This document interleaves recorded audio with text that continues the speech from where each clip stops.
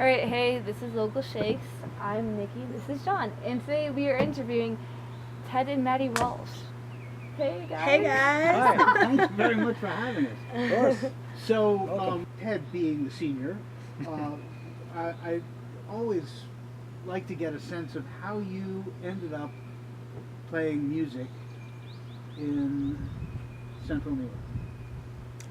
Well, I grew up in Cortland, and my older brother was a singer, guitar player, and I used to sort of watch him. And I hadn't played myself, but I used to watch him play around the house and at various events where he would perform. He was in a band when he was in high school. That kind of got me interested in the beginning. I have 5 older brothers and sisters, and they had a lot of music around. So I grew up, I think, first listening to stuff like Motown and the Beatles and the Rolling Stones, and then Bob Dylan was a big part of our family. I mean, we saw everybody kind of gravitated to him. And I started playing the piano just a little bit by ear, probably at about the age of 13 or 14. And people would show me a thing or two here and there. I never took lessons. I was the only one in the family that didn't take lessons. And then I got a guitar when I was 18, I think. 17, started playing that. And people showed me just, again, I would hear, I'd get a little tip from somebody that's about to try something. And then gradually, over the course of many years, I learned a little bit more. So then I was in bands starting when my first public performance was at the age of 19, I think. First unpaid at the age of 18 when I was in college, freshman year in college. And then I started playing out in bars in Cortland when I was 19 years old. So then I joined bands, and I've been doing it ever since. And so you pretty much grew up in the Cortland music scene in the 70s and... Yeah. I started playing, I think it was probably 1974 or 5 out publicly. So that was it for me. That was the beginning. Well, it's interesting to me to get a perspective on the local music scene outside of Ithaca that early on, because there is still some connection between today's music scene in Ithaca and that generation 35, 40 years ago. But I don't have that much exposure, so I'm glad to get the chance to talk to you about it. So now, when you were playing out then, was there a strong community of musicians? Yeah, there always has been around there. I think it's, Ithaca's a slightly bigger town, and I've been here. This is the 3rd time I've lived in Ithaca in my life, starting way back when I was, I think, 20 or 21 was the first time. And so I've been kind of connected to different musical communities in Cortland and Ithaca through the years. Cortland's always had, and I think that Cortland has had a sort of a kind of a distinctive flavor to it through the years. Some of that might have been Dio. There's a lot of hard rock players through the years. Sure. I was not one of them. That was not one of my things, but I know a lot of those people, and I watched him a lot. I mean, I watched him when he was Ronnie Dio and the Prophets when I was a little kid, and then Elf, Electric Elves, all that stuff. So because of that, there was a lot of interest in it because he was kind of becoming famous when I was growing up. And then there was blues bands. My first group was actually a kind of a folky swing band, a Polecat bar band. And 6 of us, 2 women singers. That was a blast. And a lot of those people are still around. I mean, Facebook friends, I still have people who talk about the bands back then. Today is Throwback Thursday. I just posted a picture of Eddie's Basement circa 1982 or 3, something like that. Yeah, I think I saw that. The one with just a bunch of you guys playing, and it was kind of like a dark picture. Yeah, it's a dark picture. It was taken at the place that's now the Stone Lounge. It was the Whiffle Tree back then. Huh. It looked totally different inside. There was 2 different rooms, and I was playing bass in the middle of that one with our good friend Moira, who was dancing in front. Yeah. So yeah, that goes way back. Embarrassing, huh? Well, So now, Maddy, you grew up in this musical environment. How old was she when she started taking an interest in music? Oh, quite young. I mean, there's a picture on her piano of her sitting in a little play guitar when I was playing an acoustic guitar. I don't think, but it was all singing, I think, for a long time. I think she surprised me when she went away to college in Sacramento for grad school and bought a mandola. And she learned some chords on it, and she was strumming along really nicely and everything. And then some guitar as well. She picked up the guitar and started playing that. And I had already shown her a few things on piano. Yeah, I started, I think, playing piano when I was maybe 10 or younger, and you showed me a few songs, and then, yeah, I didn't get to the guitar until I was 23 or something like that in grad school. I had it when I was 16, but it's hard. Guitar's kind of hard. Well, and voice is your primary instrument. Yeah, but So- it's nice to have something to write with. Sure, of course. So, and I guess I always had, I mean, we always played together, so I never needed accompaniment Right. when I lived around here. So it wasn't until I moved far away where I was like, well, I gotta figure out how to play with myself so I can sing some more. Did you two were you ever in a band together? Yeah, Okay. yeah, Mad Daddy. Oh my. Mad Daddy for a few years.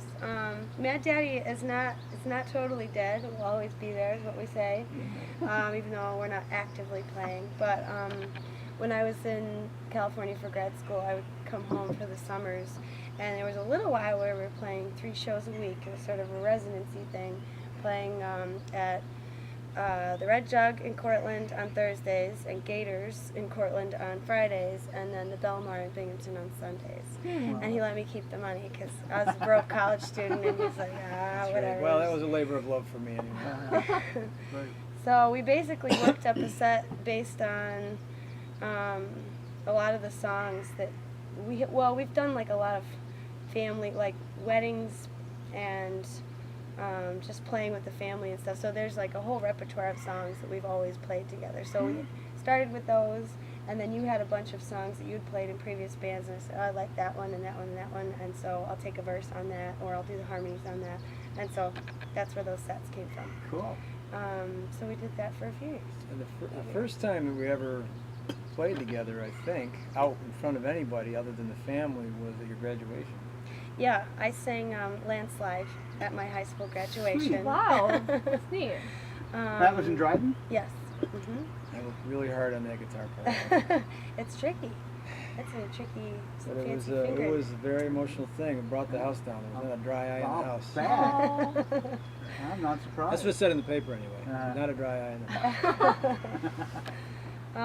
Yeah, that was in front of a lot of people for a first performance, I would say.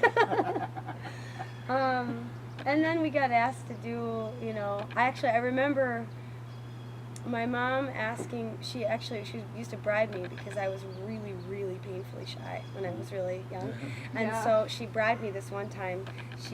We had worked out Desperado at home. And so she paid me $40 at a party to sing it in front of her friends. I mean, she made me spend it on shit like, shampoo and other things that a 10-year-old shouldn't be paid for the next day. But at the time I was like, all right, $40, I'll sing this song for your friends. But I was like really, really, really, really shy for a long time.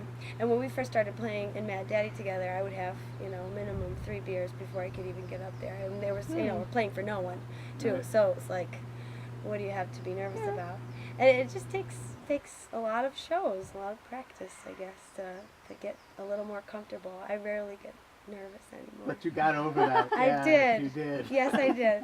I remember saying to you, and I used to say it to a lot of people, like, if you're going to sing, you got to step right up to the microphone. That's right. You Yeah. gotta be able to basically step up with confidence and do it. Took me a long, long time to get to there, but Maddie clearly got over that shyness. It's a lot of shows though in a short period of time, and then when I started playing with the Blind Spots, it was like the first time I'd ever had full drum kit behind me, and we started practicing like crazy. And what a drum kit. Yes.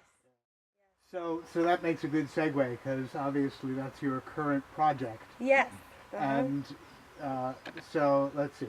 You guys are on the verge of releasing your 4th album? Third. Third. The third. Okay. But it's okay, and it's the 2nd album that you've written together. No, we've written all of them together. Oh, okay. Yeah. Well, the Blind Spots our first album was El Camino Dream, released Right. in 2010, and then we released Small Stampede in 2012, Okay. and we wrote all the songs together. And Okay. so this next album will be all of us again. All right. Yeah. And so you got Mike Parker on drums, and you've got Mike Suave on guitar, Yeah. and you've got Chris Awesome. Osler Mhm. on bass, and you've got David Openshaw. David Openshaw on Good, keyboard. Nikki. There you go. And Making him work for it. and you five have been playing together for about 4 years. Well, we've gone through some personnel shifts with drummers. Okay. So we finally have the drummer that we've always been looking for.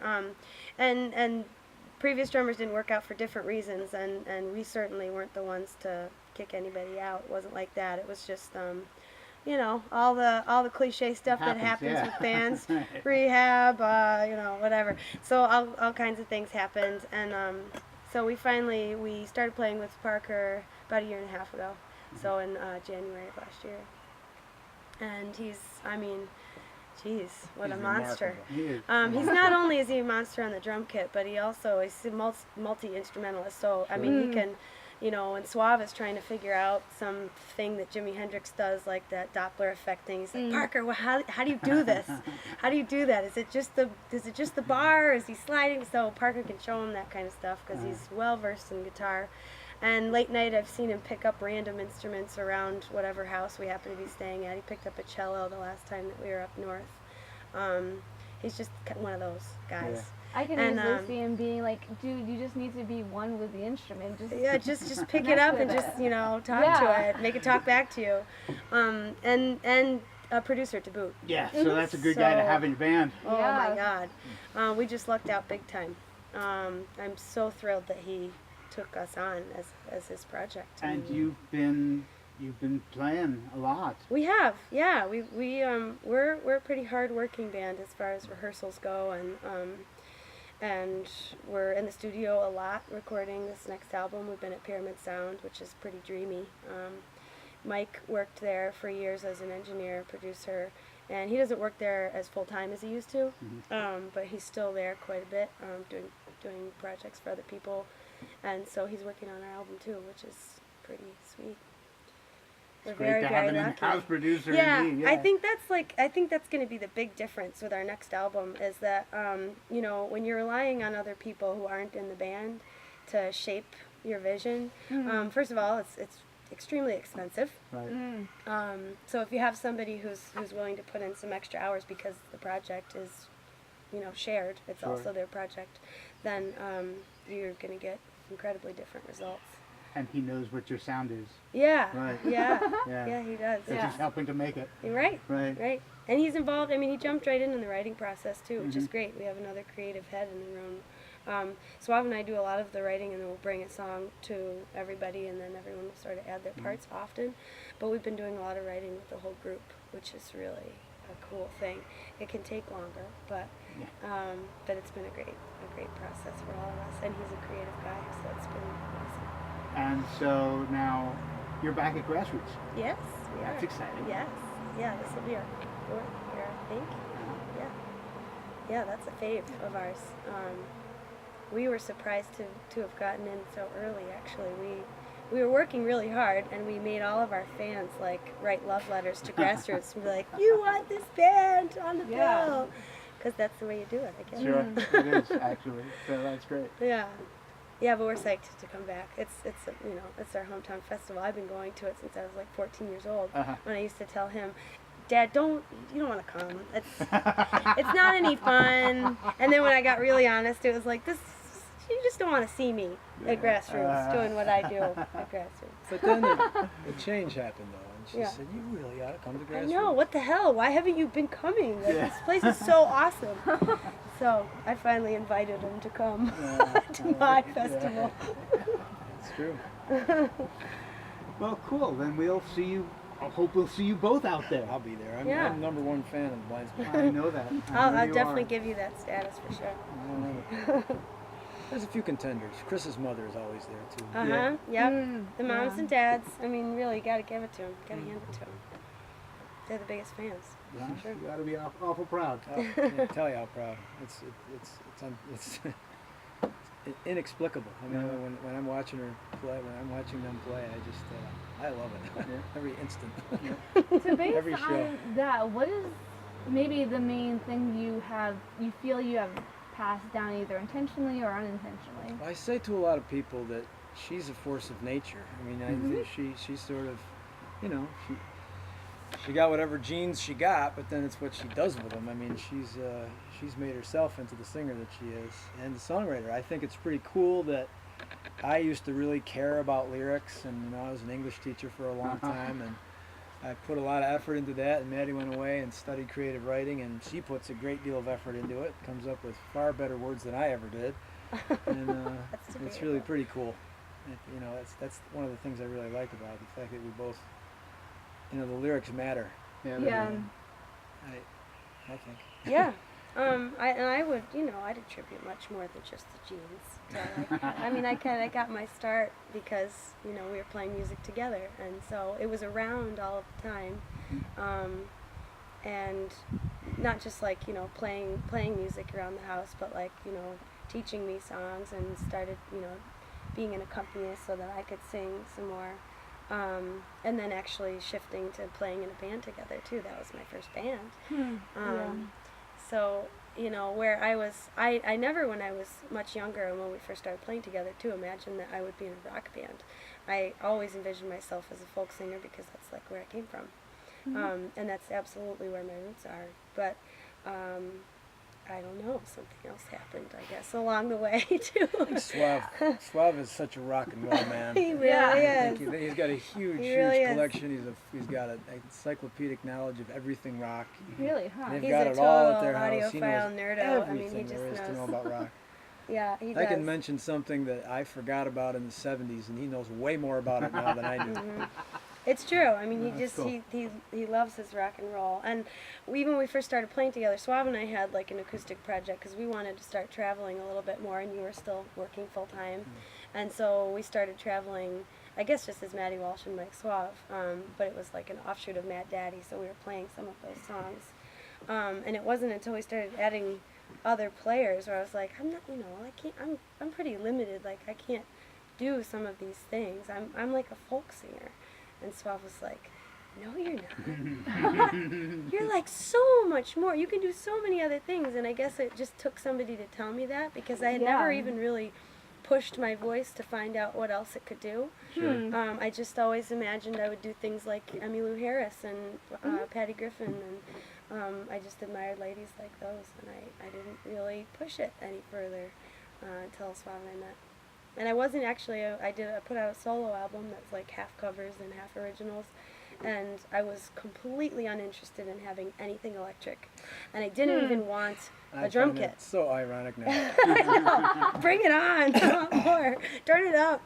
I was just really like, I was very snooty about it too. Like, no, I don't want anything plugged in. I want all hand drums.